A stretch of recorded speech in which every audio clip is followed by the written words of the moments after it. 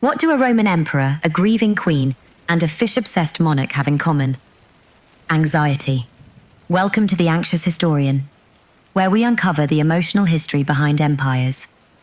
If you believe history should be human, give this video a like. Subscribe for more stories that tremble beneath the crown. And drop a comment. Which royal breakdown surprised you most? Let's light a candle, open the archives, and step quietly into the minds of those who ruled, while unraveling inside. Nero's childhood was steeped in instability and treachery. Orphaned of his father by age 3 and torn from his exiled mother's arms soon after, the future emperor was raised by a dancer and a barber, a jarring, class-crossing upbringing that left deep mental scars. When his ambitious mother Agrippina maneuvered him onto the throne at 17, Nero entered a socio-political pressure cooker, the Roman Empire's expectations on one side, his mother's controlling demands on the other. In this environment, anxiety festered behind the gilded facade. Ancient sources describe a young ruler, self-conscious and concerned with the public's opinion, a trait at odds with his infamous arrogance. Indeed, Nero's anxiety often betrayed itself in the very performances and excesses for which history remembers him. One striking example of Nero's anxious temperament was his obsessive dedication to stagecraft. The emperor fancied himself a great performer, and before singing in public, he undertook elaborate rituals to calm his nerves.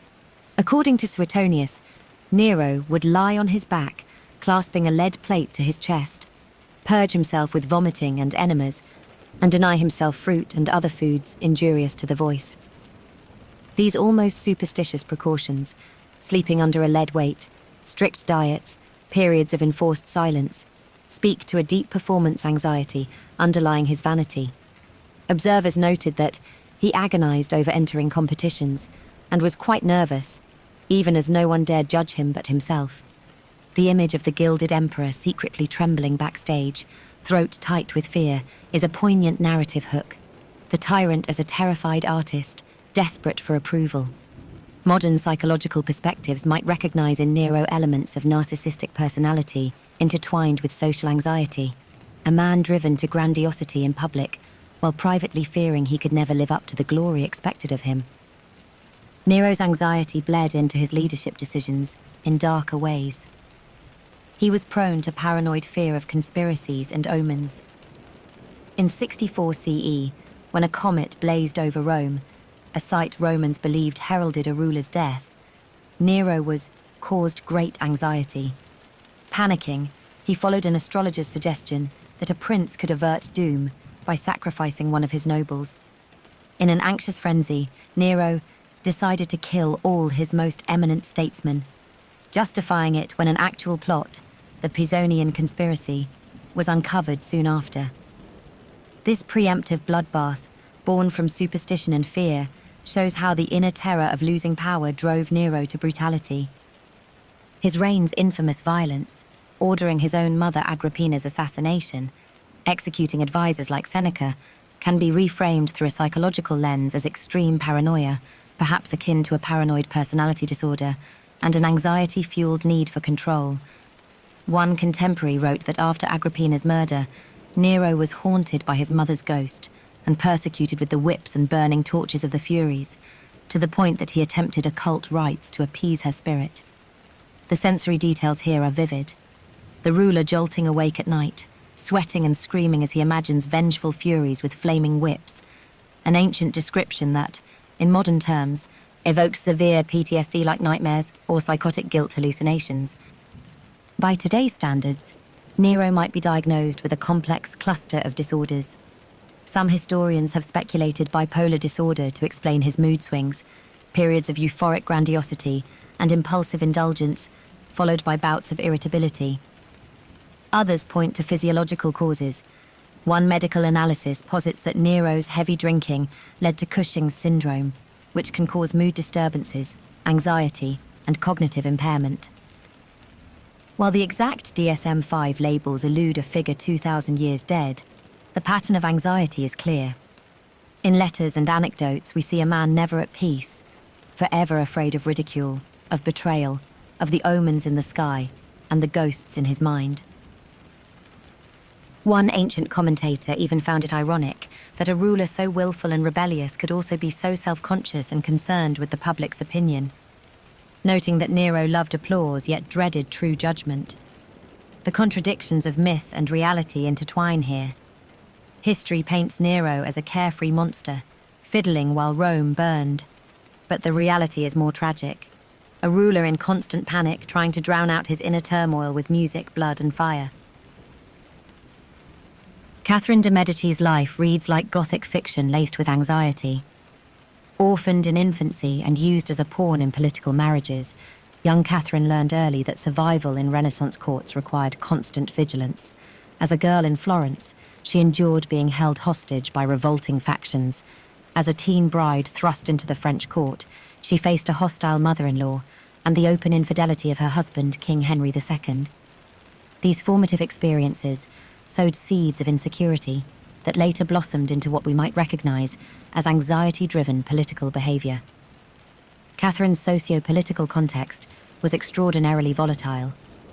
She navigated the French wars of religion, a turbulent clash between Catholics and Huguenots, where a wrong decision could mean her family's throne, or lives lost. In this high-stakes environment, Catherine developed coping mechanisms that sometimes appear cold or ruthless in history books, but viewed through a psychological lens, often stem from fear and desperation rather than malice. Historical myth paints Catherine de' Medici as a scheming Black Queen, a poisoner dabbling in the occult. The truth is more complex and poignant. Anxiety was a near-constant companion for Catherine, especially as a mother. She suffered 10 painful pregnancies, with numerous stillbirths or infant losses, and was so desperate for a healthy child early on that she tried every folk remedy, drinking mule's urine, putting cow dung and powdered stag's antlers on the ground as sources of life. These almost obsessive measures hint at the anxiety of a young queen consort under pressure to produce an heir. Modern observers might liken it to extreme fertility-related anxiety, or even the compulsions of someone clinging to any hope. When at last she bore sons, Catherine's fears merely shifted. Now she agonized over their safety and success. Her letters reveal a relentless worry about her children's futures in a fracturing realm. One contemporary described her in the 1570s as oppressed with anxiety over whether her last surviving son would keep his crown. Indeed, Catherine died in 1589, oppressed with anxiety that her son Henry III, by then besieged by enemies, would not remain king for long. This final fret proved prophetic. Henry III was assassinated mere months later, underscoring how Catherine's lifelong worries were often rooted in real and dire threats. Catherine's anxiety shaped her personality and leadership in fascinating ways. Behavioral rituals and reliance on advice became her anchors. Notably, she immersed herself in astrology and the occult, not out of some wicked penchant, but as a way to impose order on an uncertain world. She consulted astrologers like Nostradamus for guidance.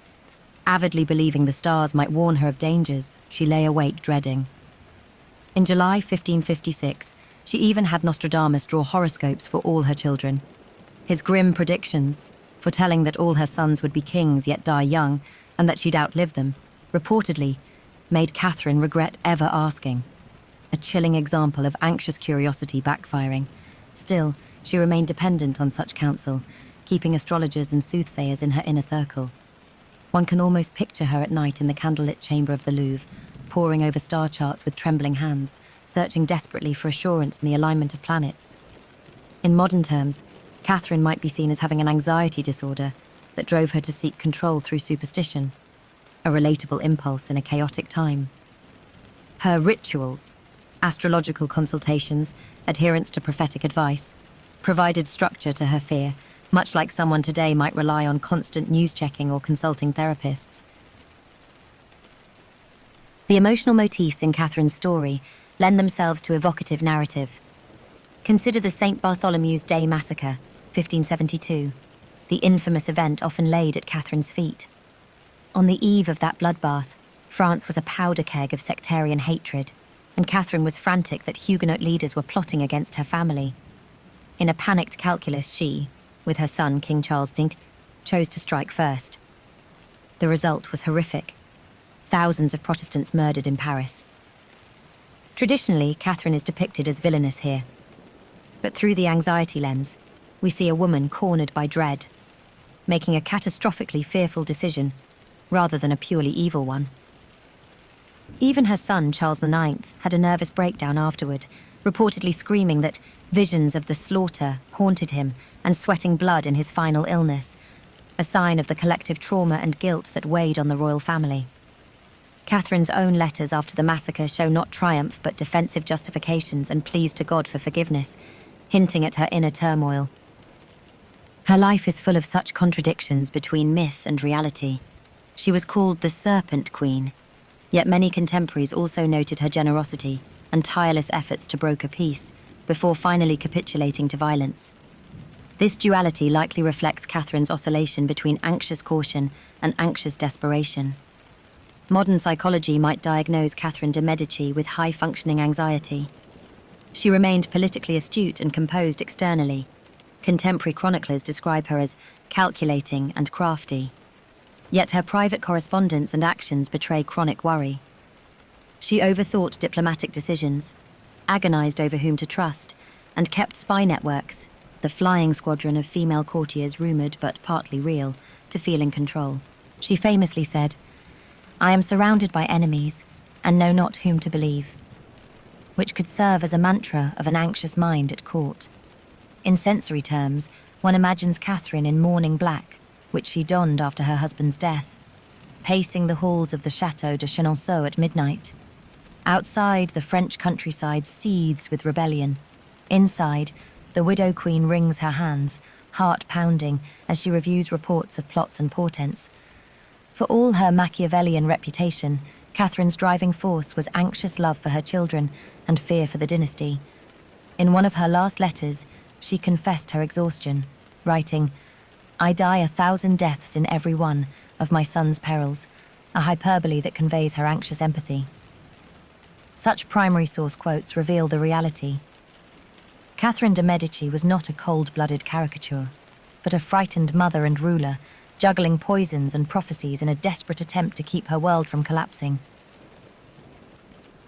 Empress Elisabeth of Austria, affectionately known as Sisi, was famed for her beauty and free spirit, a romanticized princess in diamond-strewn hair. But behind the glamour of Viennese court life, Sisi's daily existence was driven by restlessness, claustrophobia, and anxiety. Married at 16 into the stifling Habsburg court, Elizabeth quickly felt caged. She wrote in one poem of her youth, "A bird chained to a gilded cage, beating its wings until they bleed." This vivid metaphor heralded her lifelong pattern. Sisi coped with inner anxiety by literally and figuratively running away. She became a wanderer on restless wings, seldom staying in one place, galloping on horseback across hills or sailing stormy seas, anything to outrun the shadows in her mind. Sisi was raised in Bavaria, in an unorthodox, nature-loving ducal family, indulged in horseback riding and poetry. Thrust into being Empress of Austria almost by accident, the emperor fell in love with her when she was a naive teenager. She was ill-prepared for the rigidity of court protocol. Sociopolitically, she entered a snake pit.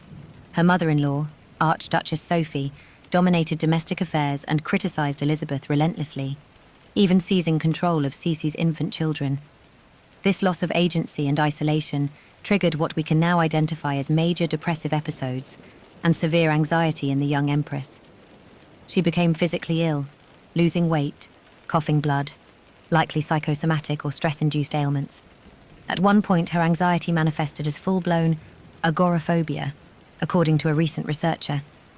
Sisi would have panic attacks at large court functions and often literally hid behind parasols or fans to avoid the gaze of courtiers. Sonja Herbach, a historian who studied Sisi's psychology, concluded Elizabeth had a combination of agoraphobia and anorexia nervosa, and also suffered from an anxiety disorder. Indeed, modern DSM analysis fits well. Sisi developed disordered eating as a coping mechanism. She was obsessively concerned with maintaining a 50-centimeter waist, sometimes living on raw milk and oranges, and she avoided many social obligations, classic avoidance behavior from anxiety. One cannot discuss Sisi's anxiety without mentioning her legendary fitness and travel routines. She did not merely walk. She power walked for hours, often leaving ladies in waiting collapsed in exhaustion. Her attendants had to be picked up by carriage because they could no longer keep pace with the Empress during her epic hikes. She took up extreme exercise long before it was fashionable. Daily gymnastics on rings and balance beams installed in her palace, riding horses dangerously fast, and fencing. These activities, described in detail in her letters and by observers, strongly suggest Sisi found relief in physical exertion, essentially running from her anxiety. A narrative might describe an early morning at Vienna's Schönbrunn Palace. While courtiers sleep, the Empress is in the courtyard under pre-dawn stars, vaulting over a pommel horse, her breathing audible and intense, each leap an attempt to clear the bar of her suffocating thoughts. Motion kept her demons at bay. She later confided that, if I stayed still, I felt I would die of thoughts. An almost textbook expression of anxiety-fueled restlessness. Sensory details and emotional motifs around Sisi abound, making her story podcast perfect. She had extraordinarily long chestnut hair that she treated with obsession. Washing and dressing it took hours, a ritual she insisted on daily or every other day. During these marathon hairdressing sessions, she became anxious if disturbed, sometimes refusing to be seen in public if a single hair was out of place. It was both vanity and a coping ritual. The process of grooming gave her a sense of control. Once, a hairdresser accidentally pulled her hair too hard, and Sisi reportedly leapt up in a panic and threatened to cut it all off.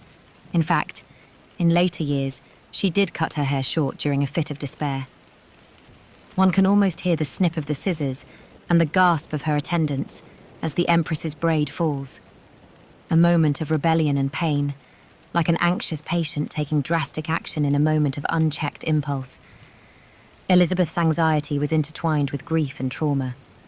The suicide of her only son, Crown Prince Rudolf, in 1889, at the Mayerling incident, plunged her into irreparable melancholy. She had already lost her infant daughter decades earlier, and Sisi openly declared then, "Death is my ultimate liberation." After Rudolph's death, she dressed only in mourning black for the rest of her life. A tall, silent, veiled figure, wandering Europe's spas and seacoasts. She became even more reclusive and phobic. In public, she hid behind fans or her lace veil. She couldn't bear strangers' eyes on her aging face. Court gossip labelled her eccentric or cold, but in her poems, which she wrote prolifically under a pseudonym, we glimpse profound anxiety and depression. One of her poems reads, "Night approaches, now begins my day. If I could, I would sleep no more." This suggests she found safety only in solitude and darkness. Insomnia tormented her. She wrote of those endless hours when the mind torments itself. Such lines could come from a modern diary of someone with generalized anxiety and major depression. Modern clinicians looking at Sisi's life often mention Sisi syndrome, a term coined for a type of high-functioning depression with atypical symptoms like hyperactivity and escapism. She essentially had what we might call atypical depression. Instead of lethargy, she experienced restless energy. Instead of social dependency, she withdrew and became fiercely independent to a fault. Elizabeth's contradictions, the celebrated empress who hated imperial duties, the great beauty who was terrified of losing her looks, the devoted mother who nonetheless abandoned the court, and effectively her surviving daughters, to Rome, can all be understood through the prism of anxiety and mental health struggles. She once wrote to a confidant, "I must travel. I need to be constantly on the move. If I stay, I suffocate." This is a powerful emotional statement of her inner state. The motif of motion versus stillness defines her narrative. Motion was life. Stillness was when intrusive thoughts caught up.